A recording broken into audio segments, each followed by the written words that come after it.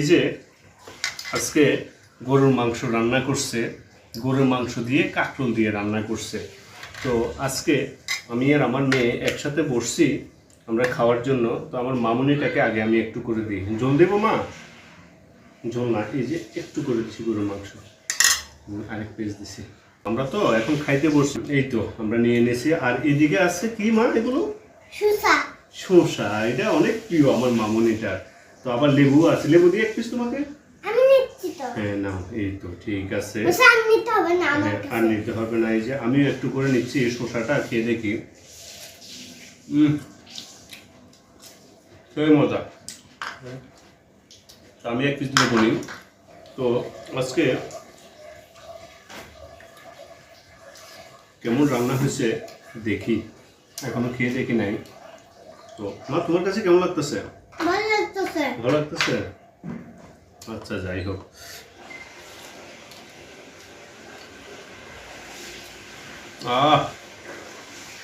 সেই মজা হয়েছে। আর এদিকে কাঁকরোল।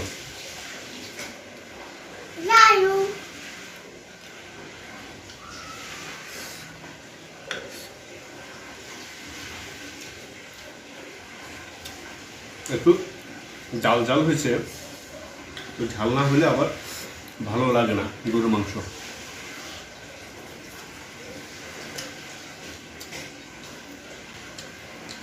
অনেক মজা সত্যি। আমার আবার একটু কাঁচা লবণ লাগে, কাঁচা লবণ ছাড়া আমি খাইতে পারি না। কাঁচা লবণটা কিন্তু অনেক ক্ষতিকর, কি বলো না? অনেক ক্ষতিকর না? আমার মামুনি আবার কাঁচা লবণ খায় না। আমার অভ্যাস হয়ে গেছে তো, তাই আমি একটু খাইতে হয়। আজকে অনেক মজা লাগতেছে।